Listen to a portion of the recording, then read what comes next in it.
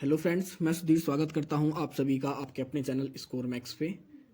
और आज हम डिस्कस करने वाले हैं आपकी IBO 5 की यूनिट 8 मल्टी मॉडलाइजेशन। तो सबसे पहले हमें पता होना चाहिए कि कॉन्सेप्ट ऑफ यूनिटाइजेशन होता क्या है, क्योंकि आपका जो मॉडलाइजेशन का जो ग्रोथ हुई है, जो उसका ग्रो हुआ है, वो यहीं से हुआ है। तो सबसे पहले बात करेंगे, principle of unitisation involves increasing the size of unit load in order to reduce the involving handling and transportation cost. तो यूनिटाइजेशन के अंदर होता क्या है कि इसके अंदर हमारा जो यूनिट लोड होता है उसके साइज को हम धीरे धीरे इंक्रीज करते हैं कि जब हमारे लोड का साइज इंक्रीज होगा तो फिर उसकी जो हैंडलिंग कॉस्ट होगी, जो ट्रांसपोर्टेशन कॉस्ट होगी, वो अपने आप कम हो जाती है। अब इसको हम यूनिटाइजेशन करने के लिए या अपने प्रोडक्ट का साइज का जो हमारा यूनिट लोड होता है इंक्रीज करने के लिए हम कंटेनर्स का यूज करते हैं। तो बात करेंगे कॉन्सेप्ट ऑफ कंटेनराइजेशन। तो concept of containerization refers to the use of containers in order to move goods using one or more modes of transport without intermediate restuffing and destuffing। तो containerisation होता क्या है कि इसके अंदर हम यूज करते हैं कंटेनर्स का अपने गुड्स को एक जगह से दूसरी जगह मूव करने के लिए। इसके अंदर हम दो से ज़्यादा ट्रांसपोर्ट का यूज़ करते हैं और इसके अंदर फिर जब हम कंटेनर्स का यूज़ करते हैं तो हमें अपने गुड्स को बार बार रीस्टफिंग या डिस्टफिंग करने की नीड नहीं होती।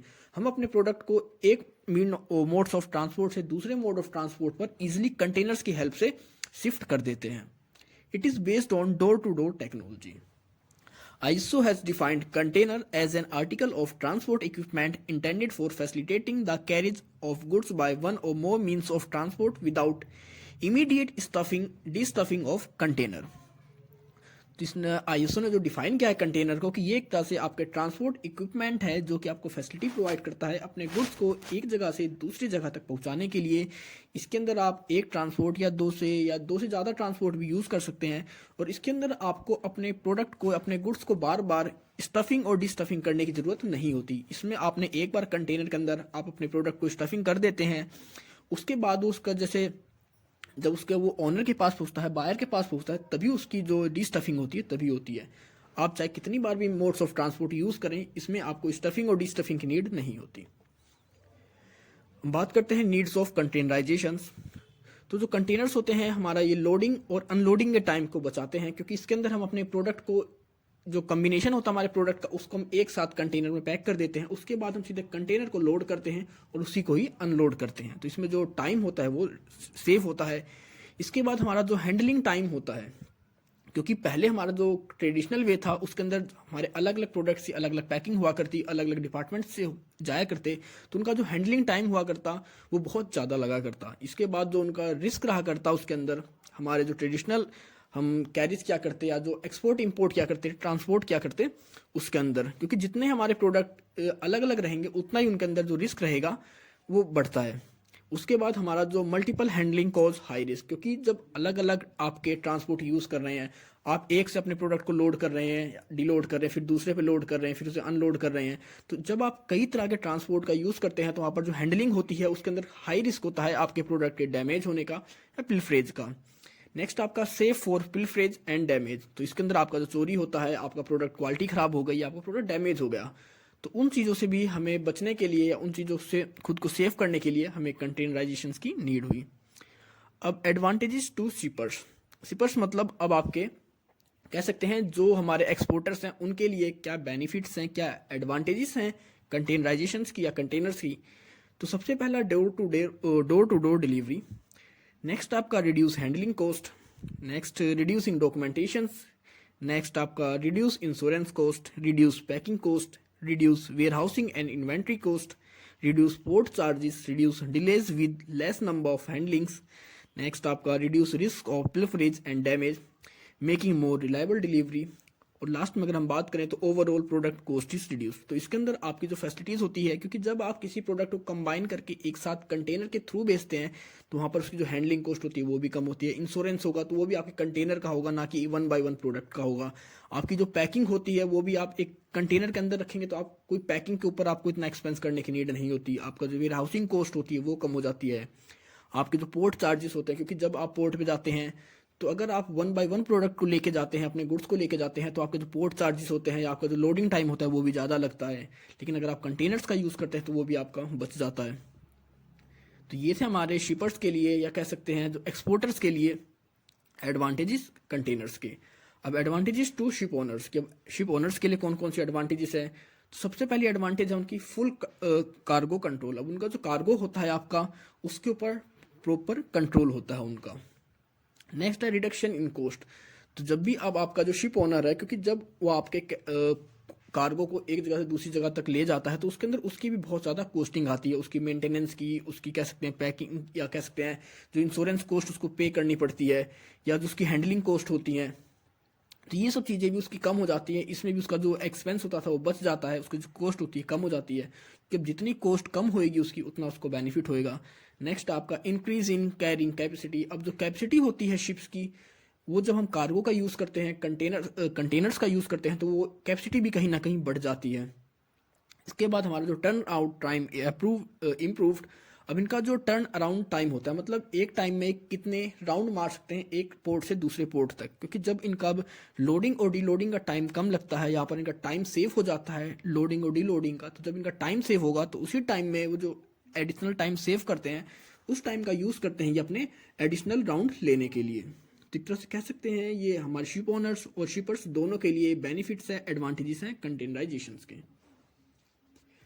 अब डिसएडवांटेज ऑफ कंटेनराइजेशन की, क्या इसकी डिसएडवांटेज है? क्योंकि जब भी किसी चीज़ की एडवांटेज होती है तो उस चीज़ के डिसएडवांटेज भी ज़रूरी हैं। तो सबसे पहला है इट इज़ कैपिटल इंटेंसिव। क्योंकि अगर आप कोई भी शिपर है या कोई भी शिप ओनर है, अगर वो कंटेनराइजेशन शिप लेना चाहता है, कंटेनर्स लेना चाहता है, तो इसके लिए आपको बहुत ज़्यादा कैपिटल चाहिए होती है। ये एक कैपिटल इंटेंसिव सेक्टर है।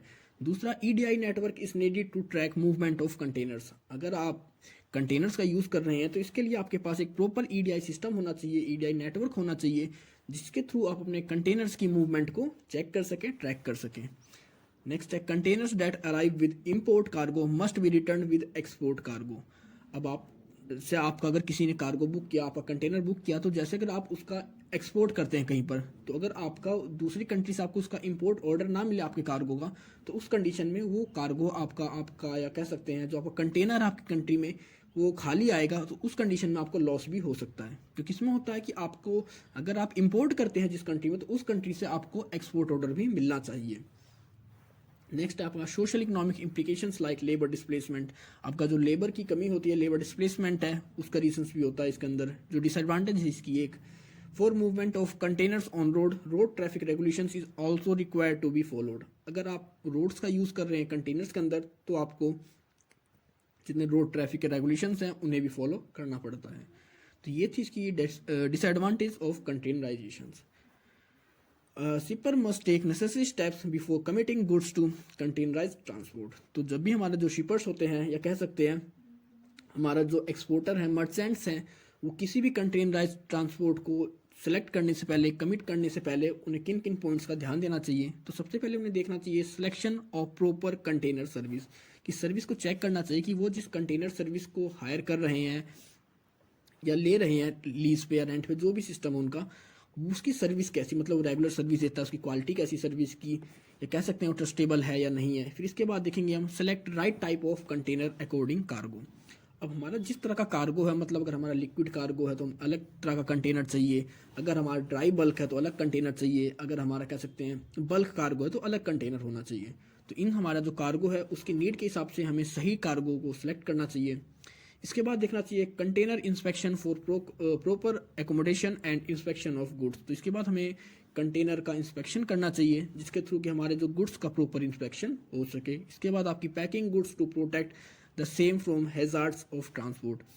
अब हमें ये भी देखना चाहिए कि क्या वो जो कंटेनर हमने यूज़ किया है उसके अंदर हमारे जो पैकिंग गुड्स हैं वो प्रोटेक्ट रहेंगे हमारे ट्रांसपोर्ट के टाइम के बीच में हैजार्ड से या नहीं। क्योंकि जब भी हमारा प्रोडक्ट ट्रांसपोर्ट होता है, ट्रांसपोर्टेशन के टाइम के पीरियड में होता है, तो बहुत सारे हैजार्ड्स होते हैं जो हमारे प्रोडक्ट को डैमेज कर सकते हैं। तो क्या ये कंटेनर हमारे उन प्रोडक्ट को, उन गुड्स को प्रोटेक्ट करेगा या नहीं करेगा।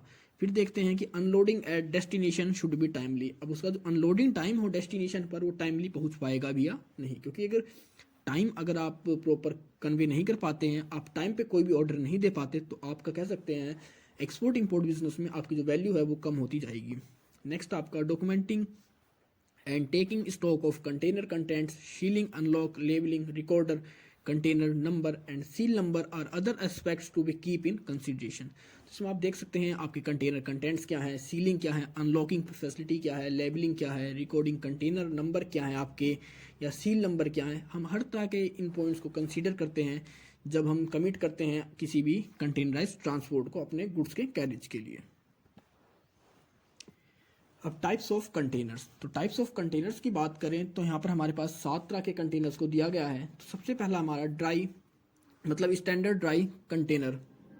तो नॉर्मली इसका जो यूज़ करते हैं हम ड्राई जनरल कार्गो के लिए यूज़ किया जाता है, क्योंकि ये आपका ISO सर्टिफिकेशन के थ्रू होता है और इसका जो इंस्पेक्शन होता है वो अप्रूव्ड होता है, क्योंकि जो इसकी सोसाइटी होती है वो आपकी जो क्लासिफिकेशन हमने प्रीवियस चैप्टर्स में पढ़ा था, तो वो इनका जो इंस्पेक्शंस होता है इनका वो अप्रूव करती है इनको।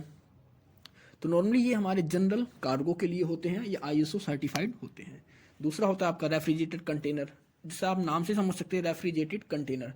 नॉर्मली जैसे आपकी वेजिटेबल्स हैं, फ्रूट्स हैं या एडिबल आइटम्स हैं, उन सभी के लिए इसका यूज़ किया जाता है, या कह सकते हैं जो पेरिशेबल नेचर के हमारे फूड आइटम्स होते हैं उन चीज़ों के लिए इसका यूज़ किया जाता है, जैसे आपका फिश हो गया, फ्रूट हो गया, मीट हो गया, इन सभी चीज़ों के लिए। नेक्स्ट आपका बल्क कंटेनर। बल्क कंटेनर का नॉर्मली हम यूज़ करते हैं बल्क कार्गो के लिए, जैसे आपका ग्रेन्स आ गए, फर्टिलाइजर्स आ गए, वीट्स आ गए, इन सब मतलब जो प्रोडक्ट या आपके जो कोई भी फर्निश्ड गुड्स आ गए या सेमी फर्निश्ड गुड्स आ गए जिनका एक्सपोर्ट या इंपोर्ट हम बल्क में करते हैं।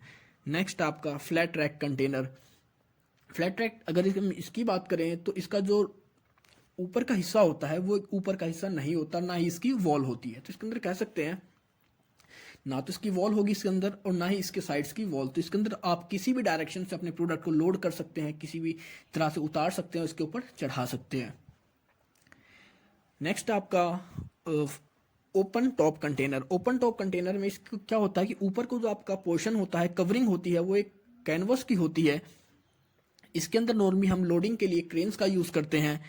अगर हम आप देखें तो कई बार आपने देखा होगा कि कई क्रेन्स का यूज़ करते हैं किसी कंटेनर के अंदर प्रोडक्ट को लोड और डीलोड करने के लिए। तो नॉर्मली वही पार्ट होता है, ये वही उसी तरह के कंटेनर्स होते हैं। और इसके बाद आता है आपका टैंक कंटेनर। अगर टैंक कंटेनर की बात करें तो नॉर्मली इसका यूज़ करते हैं हम, जैसे पेट्रोलियम हो गया, डीजल हो गया या आपके ऑयल्स हो गए, इन सभी चीज़ों के लिए। एक तरह से टैंकर होता है जो कि एक कंटेनर के अंदर फिक्स होता है और उसके अंदर नॉर्मली आप गैसेस को भी इन्वॉल्व कर सकते हैं ट्रांसपोर्ट के लिए, मतलब गैस और लिक्विड इन तरह के ट्रांसपोर्ट्स के लिए आप टैंक कंटेनर्स का यूज़ करते हैं। इसके अंदर नॉर्मली एक मेन होल होता है जो कि सिक्योरिटी और सेफ्टी पर्पज़ के लिए लगाया होता है। इसके बाद अगर हम बात करें कि side loading container. Side loading container क्या होता है कि इसमें होता है कि आपके जो साइड के डोर्स होते हैं वो प्रॉपर ओपन हो जाते हैं, साइड से ओपन होते हैं कंटेनर्स। इसमें आपका जो लोडिंग होता है और डीलोडिंग होता है आप उसको ईजिली कर सकते हैं। और जब कई बार आप मोड ऑफ ट्रांसपोर्ट चेंज करते हैं या कई जगह ऐसा होता है कि आप वहाँ पर कंटेनर्स का यूज़ नहीं कर सकते, तो आप इन साइड लोडिंग कंटेनर्स का यूज़ करते हैं और इसके थ्रू आप उस प्रोडक्ट को, उस कार्गो को डायरेक्ट ट्रक्स पर या अदर मोड ऑफ ट्रांसपोर्ट पर, ट्रैक पर उन्हें लोड कर देते हैं। तो ये थे आपके टाइप्स ऑफ कंटेनर्स। अब बात करते हैं इंटर मॉडल। इंटरमोडल ट्रांसपोर्ट होता क्या है कि इसके अंदर आप कह सकते हैं आप अलग अलग तरह के ट्रांसपोर्ट मोड्स का यूज़ करते हैं अपने प्रोडक्ट को उसकी फाइनल डेस्टिनेशन तक पहुंचाने के लिए। जैसे इसमें आप देख सकते हैं कि आपका कॉन्ट्रैक्ट 1 है आपका शिपर से, मतलब हमारा जो शिपर है, हमारा जो ओनर है उस प्रोडक्ट का, ओरिजिन जहाँ पर ओरिजिन हुआ है उस गुड्स का, पहला कॉन्ट्रैक्ट उसका रोड से होएगा। रोड के बाद फिर वो दूसरा कॉन्ट्रैक्ट कर रहा है हमारा कि अब किस तरह वो प्रोडक्ट को लोड करेगा वेसल के ऊपर, शिप के ऊपर। उसी कॉन्ट्रैक्ट के अंदर आएगा कि अब उसको डिस्चार्जिंग कैसे होगा इस वेसल के अंदर। तो मतलब पहला कॉन्ट्रैक्ट हुआ उसका ट्रांसपोर्ट कह सकते हैं ट्रक वालों से कि जो उस प्रोडक्ट को शिपर की इंडस्ट्री से, शिपर के वेयर हाउस से, मैन्युफैक्चरिंग हाउस से उस प्रोडक्ट को लोडिंग वेसल तक ले जाएगा। फिर दूसरा कॉन्ट्रैक्ट हुआ कि लोडिंग वेसल पर किस तरह उस प्रोडक्ट को लोड किया जाएगा, डिस्चार्ज किया जाएगा। फिर आपका तीसरा प्रोडक्ट हुआ कि किस तरह अब वो प्रोडक्ट शिपिंग के बाद या जो आपकी फाइनल डेस्टिनेशन से उस प्रोडक्ट को पोर्ट से लेकर हमारा जो बायर है, कंसाइनी है, उसके पोर्ट तक या उसके जो वेयर हाउस तक किस तरह पहुंचाएंगे। तो इसमें हमारे कई कॉन्ट्रैक्ट होते हैं। नॉर्मली इसके अंदर हम 2 या 2 से ज़्यादा मोड्स ऑफ ट्रांसपोर्ट का यूज़ करते हैं, लेकिन इसके अंदर जो इसकी एक स्पेशलाइज्ड बात है कि इसके ओवरऑल ट्रांजेक्शन्स के लिए एक ही आपकी जो स्लिप होती है, बिल ऑफ लेडिंग होती है, वो इशू की जाती है। और इसके अंदर जो जैसे अगर हमारा कॉन्ट्रैक्ट 1 की बात करें तो इसमें हमारा रोड ट्रांसपोर्ट का कॉन्ट्रैक्ट होता है ट्रक वालों से या हमारे जो रोड ट्रांसपोर्ट से होता है। तो जिसके पास भी हमारा गुड जिस टाइम रहता है वो उस गुड्स की सेफ्टी के लिए रिस्पॉन्सिबल होता है। अगर हम कॉन्ट्रैक्ट 1 की बात करते हैं, रोड ट्रांसपोर्ट का जो ओनर होगा या जो एजेंट होगा वो उसके लिए रिस्पॉन्सिबल होगा। अगर कॉन्ट्रैक्ट 2 की बात करें तो जब हमारा कह सकते हैं हमारा जो गुड्स है वो शिपिंग लाइन के अंदर था, तब वो उस चीज़ के लिए रिस्पॉन्सिबल होगा। अगर उसके बाद बात करें जो आपका कॉन्ट्रैक्ट 3 था, उसके बाद पोर्ट से लेकर हमारे कंसाइनी के वेयर हाउस तक पहुंचने तक के लिए जो रिस्पॉन्सिबिलिटी होती है हमारे गुड्स की, उसके लिए रिस्पॉन्सिबल होगा। तो इसके अंदर आप कह सकते हैं आपके पास कई तरह के ट्रांसपोर्ट का यूज़ करते हैं। उसमें आपके पास जो बार्गेनिंग की भी क्षमता होती है कि आप अलग अलग ट्रांसपोर्ट ओनर से या उनके एजेंट से बार्गेनिंग भी कर सकते हैं उनकी रेट से रिलेटेड। ये था आपका इंटरमोडल ट्रांसपोर्ट। इसके अंदर आप अपने प्रोडक्ट को फाइनल कंसाइनी तक पहुंचाने के लिए 2 या 2 से अधिक कह सकते हैं ट्रांसपोर्ट मोड्स का यूज़ करते हैं। लेकिन इन सब की जो एक रिसिप्ट होती है वो कंबाइन एक रिसिप्ट होती है, और वो रिसिप्ट जिसके पास आपका गुड्स रहता है उसी के पास वो रिसिप्ट रहेगी, और उस गुड्स की जो सिक्योरिटी है उसकी जो रिस्पॉन्सिबिलिटी होती है उसी के पास होती है। तो इसमें कई कॉन्ट्रैक्ट होते हैं। अब बात करते हैं मल्टी मॉडल ट्रांसपोर्ट की। तो मल्टी मॉडल ट्रांसपोर्ट में आपका एक ही सिंगल कॉन्ट्रैक्ट होता है ओवरऑल। आपके चाहे आप 4 मोड ऑफ ट्रांसपोर्ट यूज़ करो, 3 मोड ऑफ ट्रांसपोर्ट यूज़ करो, 1 मोड ऑफ ट्रांसपोर्ट यूज़ करो, मतलब आपके मोड ऑफ ट्रांसपोर्ट कितने भी हों लेकिन आपका कॉन्ट्रैक्ट सिर्फ एक ही होगा, एक ही एजेंसी से होगा, एक ही एजेंट होगा आपका, जो आपको प्रॉपर सर्विस देगा आपके शिपर के वेयर हाउस से लेकर आपके कंसाइनी के वेयर हाउस तक उस प्रोडक्ट को पहुंचाने के लिए। इसके अंदर चाहे आपका बाय रोड ट्रांसपोर्ट यूज़ करें, चाहे आपका जो लोडिंग वेसल है, डिस्चार्जिंग वेसल है, या फिर पोर्ट से लेकर कंसाइनी के वेयर हाउस तक पहुंचने का कॉन्ट्रैक्ट, वो सारा एक सिंगल कॉन्ट्रैक्ट होता है। ये कॉन्ट्रैक्ट नॉर्मली आपके कॉन्ट्रैक्ट के टाइम पर ही डिसाइड हो जाता है, या फिर हमारे जो शिपर होते हैं और कंसाइनी के बीच में जो भी ऑब्लिगेशंस के बीच में वो डिसाइड करे कि उन्हें किस तरह अपना ट्रांसपोर्ट करना है, उस पर डिसाइड होता है। इसके अंदर नॉर्मली ये हमारा इंटरमोडल की तरह ही होता है, लेकिन इसके अंदर हमारा जो कॉन्ट्रैक्ट होता है सिर्फ एक सिंगल कॉन्ट्रैक्ट होता है। और इसके अंदर क्या होता है, आपकी जो कॉस्टिंग होती है, कॉस्टिंग तो मतलब अगर हम इंटरमोडल का कंपैरिजन करें तो उससे कॉस्टिंग तो इसकी ज़्यादा होती है, लेकिन उससे बेटर होता है, क्योंकि इसके अंदर आपकी जो स्पीड होती है ट्रांसपोर्ट की, वो टाइम होता है वो कम होता है कंपैरिजन टू इंटरमोडल ट्रांसपोर्ट के। अब advantages of multi model transportation. तो एडवांटेजेस देख लेते हैं मल्टी मॉडल ट्रांसपोर्टेशन की। तो सबसे पहले आपका जो overall reduction in transport cost, आपकी जो ट्रांसपोर्ट कॉस्ट होती है उसको रिड्यूस करता है। नेक्स्ट आपका export of non traditional goods, आपके नॉन ट्रेडिशनल गुड्स का एक्सपोर्ट करते हैं ये। इसके बाद आपका reduce paper work and simplifies custom procedures, आपका जो पेपर वर्क होता है उसको भी कम करते हैं, क्योंकि अब आपको हर एजेंट के लिए, हर पॉइंट के लिए, हर मोड ऑफ ट्रांसपोर्ट के अलग पेपर वर्क की नीड नहीं होती है। आपकी जो कस्टम क्लियरेंस होती है वो भी ईजी होती है। इसके बाद आपका फास्ट मूवमेंट ऑफ कार्गो, क्योंकि अब आपका एक ही एजेंट है जो आपको अलग अलग मोड्स ऑफ ट्रांसपोर्ट की फैसिलिटी प्रोवाइड करता है, शिपर से लेकर कंसाइनी तक उस गुड्स को पहुंचाता है, वही उन सभी काम के लिए रिस्पॉन्सिबल होता है, उन मोड्स ऑफ ट्रांसपोर्ट के लिए रिस्पॉन्सिबल होता है। तो यहाँ पर जो स्पीड होती है हमारे मूवमेंट की वो तेज़ होती है, फास्टर होती है। रिड्यूस पोर्ट कंजेशन, इसके अंदर हमारा जो पोर्ट का जो कंजेशन पीरियड होता है या उस पर जो कंजेशन होता है, जो भीड़ भाड़ होती है हमारे पोर्ट के ऊपर, वो कम हो जाती है, घट जाती है इसके थ्रू।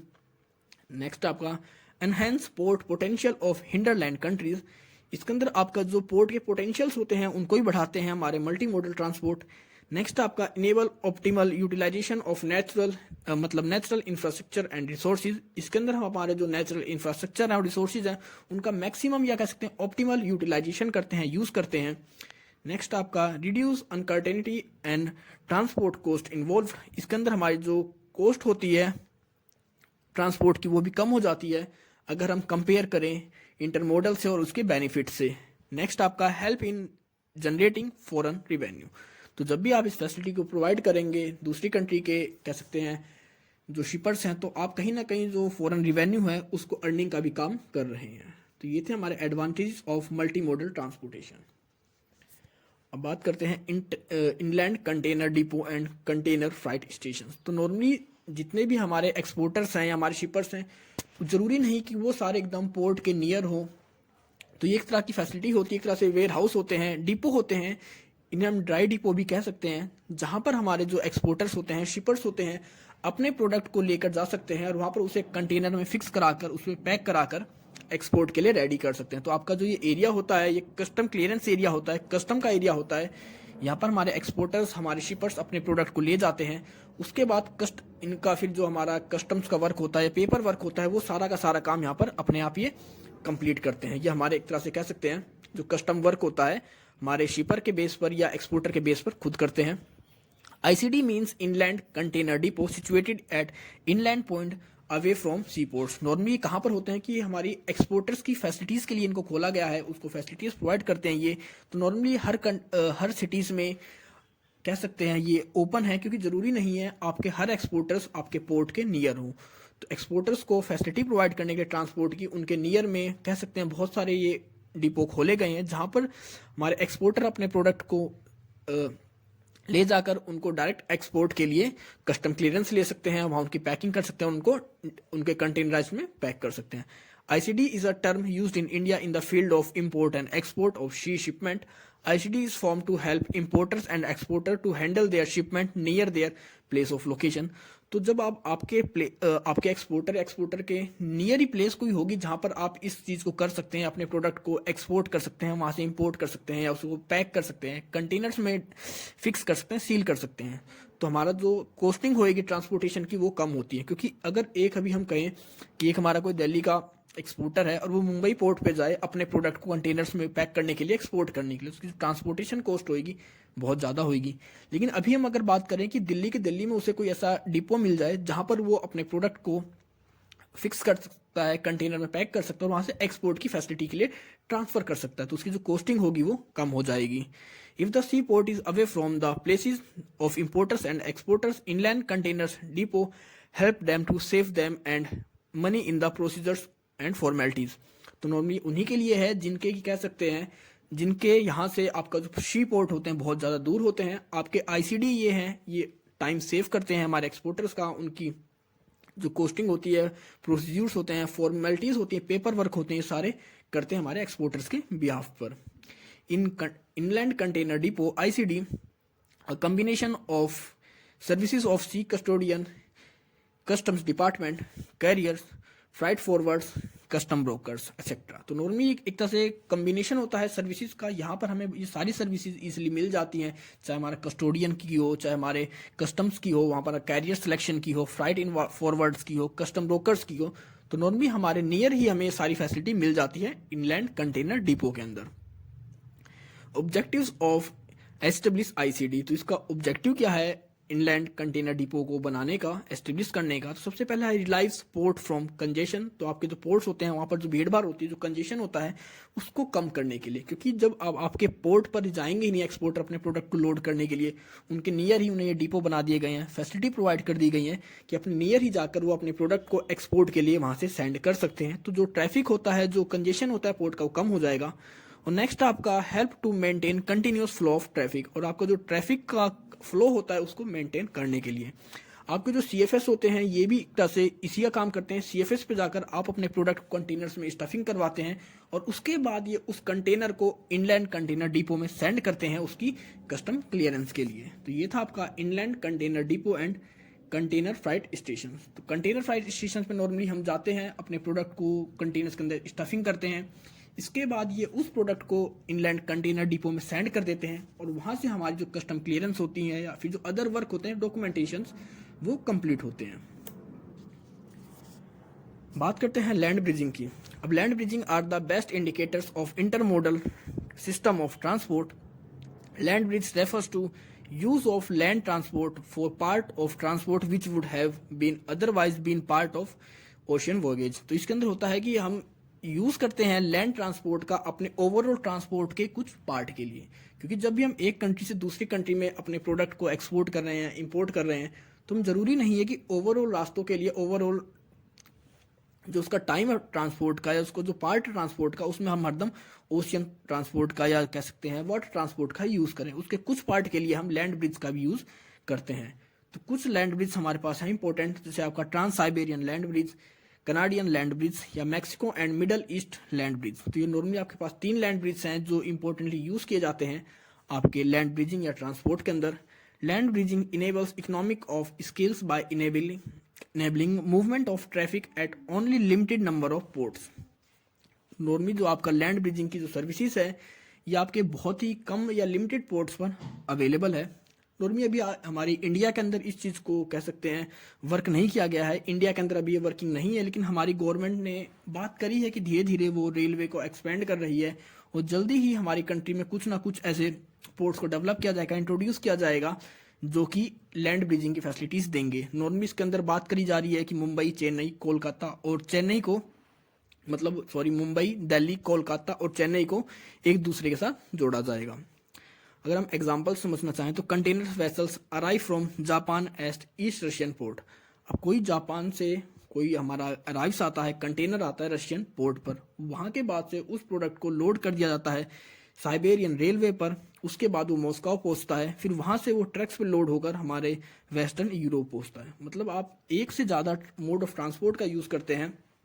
यहाँ पर आप यूज़ करते हैं कि मैक्सिमम आप जितना हो सके रोड ट्रांसपोर्ट का यूज़ करें, क्योंकि आपका जो सी ट्रांसपोर्ट होता है उसकी जो कॉस्टिंग होती है वो ज़्यादा होती है कंपैरिजन टू रोड ट्रांसपोर्ट, तो उसकी स्पीड होती है वो भी कम होती है। तो ये था आपका लैंड ब्रिजिंग।